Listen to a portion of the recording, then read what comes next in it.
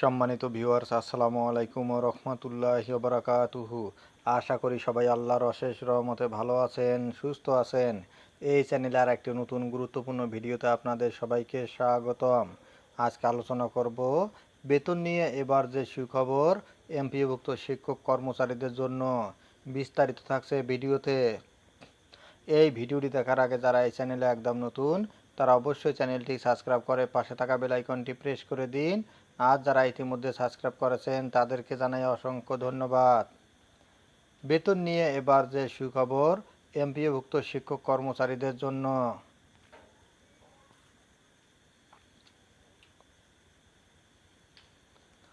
বেসরকারি স্কুল কলেজে কর্মরত এমপিওভুক্ত শিক্ষক কর্মচারীদের এপ্রিল মাসের বেতনের প্রস্তাব এখনও শিক্ষা মন্ত্রণালয়ে পাঠায়নি মাধ্যমিক ও উচ্চ শিক্ষা অধিদপ্তর মাওসি। আগামী সপ্তাহে বেতনের প্রস্তাব মন্ত্রণালয়ে পাঠানো হতে পারে বলে জানা গেছে।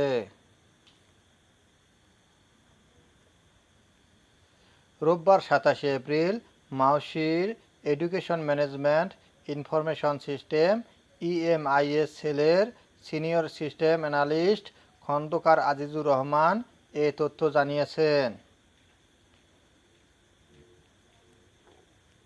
ইএমআইএস সেল প্রধান জানান, নতুন এমপিওভুক্ত শিক্ষকদের জন্য সার্ভার ওপেন করে দেওয়া আছে।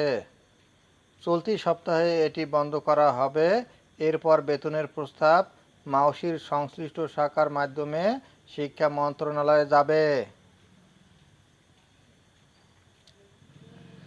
কবে নাগাদ শিক্ষক কর্মচারীরা এপ্রিল মাসের বেতন পেতে পারেন, এমন প্রশ্নের জবাবে খন্দকার আজিজুর রহমান আরও বলেন, আমরা সবকিছু দ্রুত শেষ করার চেষ্টা করছি। আশা করছি মে মাসের প্রথমার্ধের মধ্যে শিক্ষক কর্মচারীরা এপ্রিল মাসের বেতন পাবেন। জানা গেছে, সরকারি কর্মকর্তা কর্মচারীরা ইএফটির মাধ্যমে বেতন ভাতা পান। তবে বেসরকারি শিক্ষা প্রতিষ্ঠানে কর্মরত এমপিওভুক্ত শিক্ষক কর্মচারীদের বেতন ভাতা সরকারি কোষাগার থেকে ছাড় হলেও তা রাষ্ট্রায়ত্ত 8টি ব্যাংকের মাধ্যমে অ্যানালগ পদ্ধতিতে ছাড় হয়। এই অর্থ তুলতে শিক্ষকদের নানা ভোগান্তিতে পড়তে হতো। এর পরিপ্রেক্ষিতে গত 5 অক্টোবর বিশ্ব শিক্ষক দিবসে ইএফটিতে বেসরকারি শিক্ষকদের এমপিওর বেতন ভাতা দেওয়ার ঘোষণা দেয় শিক্ষা মন্ত্রণালয়। প্রাথমিকভাবে বেসরকারি এমপিওভুক্ত স্কুল কলেজের 209 জন শিক্ষক কর্মচারীর অক্টোবর মাসের এমপিও ইএফটিতে ছাড় হয়। পরবর্তী সময়ে গত 1 জানুয়ারি 1,89,000 শিক্ষক ইএফটির মাধ্যমে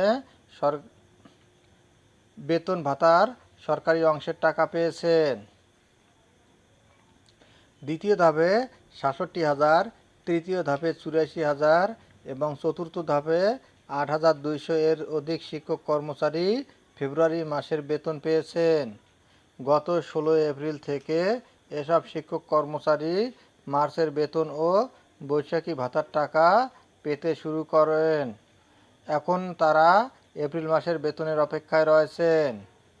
ধন্যবাদ জানিয়ে বিদায় নেওয়ার আগে আবার অনুরোধ জানাই, যদি ভিডিওটি ভালো লাগে এবং সর্বশেষ শিক্ষামূলক আপডেট ভিডিও পেতে চান তাহলে অবশ্যই চ্যানেলটি সাবস্ক্রাইব করুন। ধন্যবাদ সবাইকে।